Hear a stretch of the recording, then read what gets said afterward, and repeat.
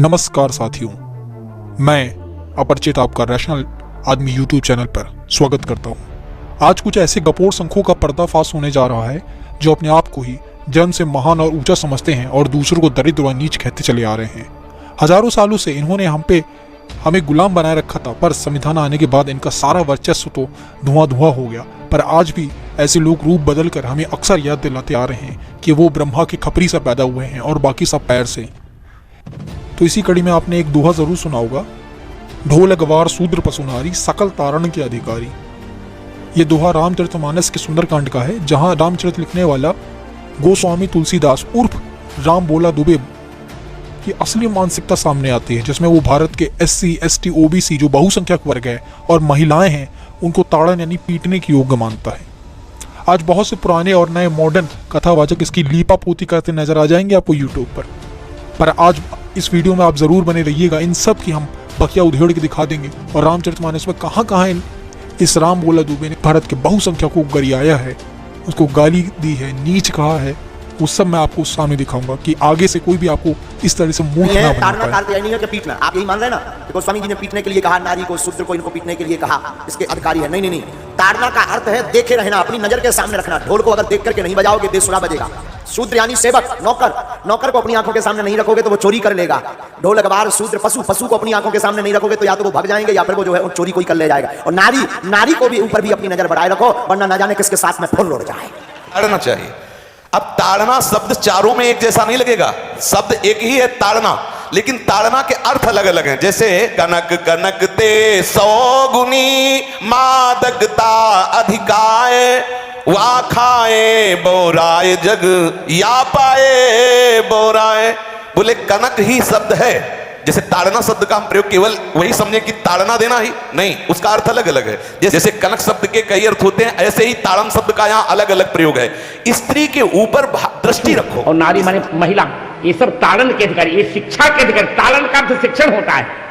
के अधिकारी का मतलब है ये देखने के योग्य है, इनको देख करके इनका हाथ समझ जाना चाहिए। जैसे ढोल होता है ना, मृदंग होता है, देख के समझा गीला हो गया, थोड़ा पानी लेके आना, थोड़ा पानी लगा दिया हमने, अब ढोल बढ़िया बजेगा। शूद्र देख करके इसको खाना नहीं मिला क्या, ऐसे उदास क्यों बैठा है, इसको खाना दो। तो देखा आप सबने कैसे ये हमें सालों से मूर्ख बनाते चले आ रहे हैं और आज भी किस प्रकार से सारे के सारे लीपापोती कर रहे हो, चाहे नया हो चाहे पुराना हो, सब मिलके लीपापोती करने में लगे हुए हैं और बता रहे हैं ताड़ने का मतलब पीटना नहीं है, मारना नहीं है, यहाँ ताड़ने का मतलब देखने से है, शिक्षा देने से है। अच्छा, मैं आपको संस्कृत डिक्शनरी खोल के दिखाता हूँ, क्योंकि जो लोग ये बोल रहे हैं क्या वो डिक्शनरी में साबित होता है, तो आप यहाँ डिक्शनरी में देख सकते हैं 424 पेज नंबर में इन सब चीज़ की जो लिंक है मैं आपको डिस्क्रिप्शन में दे दूंगा, आप खुद चेक कर लीजिएगा। तो यहाँ ताड़ने शब्द का मतलब यहाँ पर पीटने से आ रहा है, बेत लगाने से आ रहा है, मारने से आ रहा है। अब ये जो कह रहे हैं ना ताड़ने का मतलब देखना, तो मैं जरा इनसे पूछना चाहता हूँ, ये ताड़ना शब्द ये जो बोल रहे हैं ये तो पंजाबी भाषा का शब्द है। आपकी रामचरितमानस और रामायण तो गोस्वामी तुलसीदास ने अवधी बोली में लिखी है, तो क्या वो पंजाब गए थे? उनका पूरा जीवन तो ये वाराणसी और अयोध्या के आसपास बीता था, पंजाब तो कभी गए नहीं, तो पंजाब की भाषा के शब्द का यहाँ प्रयोग करेंगे। तो किस तरह से हमें मूर्ख बनाते चले आए हैं। और दूसरी बात जो ये कह रहे हैं ना कि यहाँ पर अलंकार है, जो पीले वाला बाबा ने कहा कि कनक कनक 100 गुनी मादकता अधिकाय, कनक कनक का मतलब यहाँ अर्थ अलग अलग होता है, इसलिए ताड़ना शब्द का मतलब यहाँ अलग अलग होता है। बहुत ही सूक्ष्म बात है।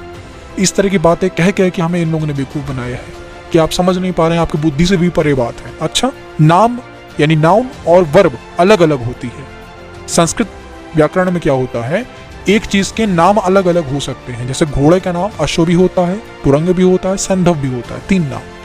पर क्रिया के लिए सिर्फ एक ही शब्द प्रयोग किया जाता है। जैसे देखने के लिए पश्य का प्रयोग होता है, सह पश्यति वो देखता है, ठीक है, अहम पश्यति मैं देखता हूं। अब यहाँ पीटने के लिए भी सिर्फ एक ही वर्ब का प्रयोग होता है, एक ही क्रिया का प्रयोग होगा जो कि है ताड़ना। तो यहाँ ताड़ने का मतलब पीटने से ही है। अब ये संस्कृत व्याकरण में भी आपने देख लिया, तो देख लेना किस प्रकार से धूर्त इसकी लीपापोती करते चले आ रहे हैं। चलिए, अभी तो एक ही दोहा था, मैं आपकी दोहों की झड़ी लगा दूंगा भाई साहब, कि आप दोहे गिनते गिनते थक जाएंगे। हमारे इस तुलसीदास की जो धूर्तता है वो कम नहीं होगी। उजहे विप्र सकल गुण हीना, शूद्र न गुण गण ज्ञान प्रवीणा, यानी श्राप देता हुआ, मारता हुआ, कठोर वचन बोलता हुआ जो ब्राह्मण है वो भी भाई साहब पूजनीय है। यानी आपको कोई गाली दे रहा है, आपको कोई लतिया रहा है, झापड़ मार रहा है, फिर भी भाई साहब वो पूजनीय ब्राह्मण। पर गुणों से युक्त शीलाचार करने वाला, मतलब जिसका बढ़िया अच्छा करेक्टर हो, इंजीनियर डॉक्टर हो, अच्छा खासा कमा रहा हो, फिर भी वो भाई साहब पूजनीय नहीं है, यानी वो सम्मान के योग नहीं, उसका सम्मान नहीं करना चाहिए, उसको वैसा ही ट्रीट करना चाहिए जैसे गंवार को हम ट्रीट करते हैं। देखा भाई साहब आपने तुलसीदास का ज्ञान। अब एक और देखिए, यहाँ तुलसीदास जात के बारे में ही अभी हाल ही में छठ पूजा निकली है, हाल ही में दिवाली निकली है, बहुत सारी SC ST OBC की महिलाओं ने व्रत किया होगा खूब। अभी इच्छा नवमी भी आज है ना, तो बहुत सारी महिलाएं व्रत कर रही हैं, तो उनके लिए भी एक दोहा पेश है। शूद्र करहीं जब तप व्रत नाना, बैठी बरसन कहीं पुराना, सब नर कल्पित करहीं अचारा, जाय ने बरनी अनीतिया पारा। शूद्र नाना प्रकार के जब तप और व्रत करते हैं तथा ऊंचे आसन पर बैठकर पुराण कहते हैं। सब मनुष्य मनमाना आचरण करते हैं, अपार अनीति वर्णन नहीं की जा सकती। मतलब ये अनीति है कि भाई एक शूद्र जब तप कर रहा है, व्रत कर रहा है, उसके लिए अनीति है, यानी गलत बात है। वो किसी ऊंचे सिंहासन में बैठ रहा है तो उसके लिए गलत बात है, वो पुराणों की पढ़ाई कर रहा है, किताबें पढ़ रहा है, वो उसके लिए गलत बात है, ये अनीति है इनके हिसाब से।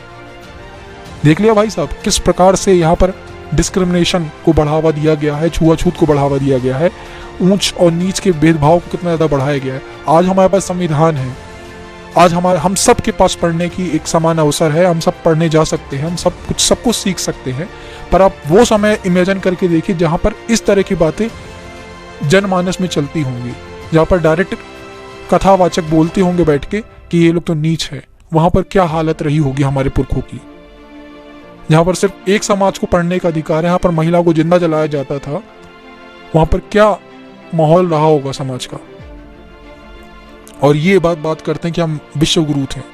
विश्वगुरु तो भाई मौर्य साम्राज्य में थे, सम्राट अशोक के टाइम पे भारत विश्वगुरु था।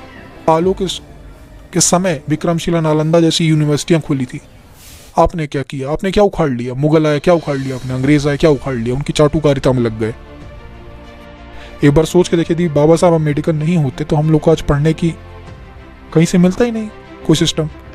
आज यदि बाबा साहब अम्बेडकर नहीं होते तो हमारी गति क्या होती? थोड़ा सोच के देखिए। इसी के लिए एक हम दोहा आपके लिए पेश करते हैं। हर कहूँ हरि सेवक गुरु कहियूं, सुनी खगनाथ हृदय मम दहियूं, अधम जाति में विद्या पाए भयूं, तथा अही दूध पियाएं। जैसे सांप को दूध पिलाने से वो और ज्यादा जहरीला हो जाता है, उसी प्रकार से नीची जाति में जो आदमी विद्या पा जाता है वो उसी प्रकार जहरीला हो जाता है। क्योंकि यदि वो विद्या पा जाएगा तो हम लोग का षड्यंत्र जान जाएगा और हम लोग के खिलाफ हो जाएगा, तो वो उसी प्रकार जहरीला हो जाता है जिस प्रकार से सांप को दूध पिलाना जहरीला होता है। राम बोला दुबे यानी गोस्वामी तुलसीदास का बचपन का नाम राम बोला दुबे रहता है। इनके पिता का नाम आत्माराम दुबे होता है। जब ये पैदा होते हैं तो उनकी माँ हुलसी देवी मर जाती है, तो उनके आत्माराम दुबे जो उनके बाप हैं वो इनसे थोड़ा दूरी बना लेते हैं। तो भैया ये काशी वासी निकल जाते पढ़ने।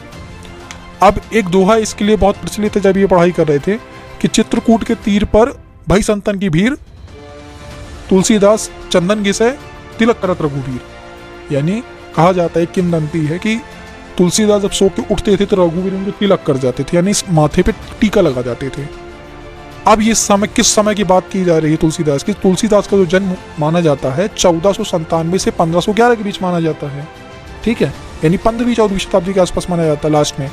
अब 1526 से 1530 तक भारत में मुगलों का शासन शुरू हो जाता है। बाबर का शासन 1526 से शुरू होता है हिमू को हराकर और 1530 में खत्म हो जाता है। उस समय वो बाबरी मस्जिद का निर्माण करा था राम मंदिर को तोड़कर। उस टाइम पे राम जी इनको तिलक करने आते थे और उस टाइम पे उनका मंदिर टूट रहा था तो बचा नहीं पाए। दूसरी बात ये भी कहा जाता है कि जय रामायण का जो उल्लेख है, ये पूरा का पूरा व्याख्यान हनुमान जी ने डायरेक्ट तुलसीदास को बैठा के बोला था। अच्छा, तो यानी जब मंदिर टूट रहा था, भारत में मुगल शासन चल रहा था, हजारों औरतों को मारा जा रहा था, तब हनुमान जी इनको आके कहानी पूरी सुना रहे थे और वो वहां पर उनकी रक्षा नहीं कर पाए, उनको रोक नहीं पाए मुगलों को। कहे भाई, तो मतलब ये आप समझ सकते हैं पूरी किंवदंती किस तरह की है। ये सब चीजें झूठ बोलने वाली चीजें, सबको सब मूर्ख बनाने वाली चीजें बोली गई हैं यहाँ पर।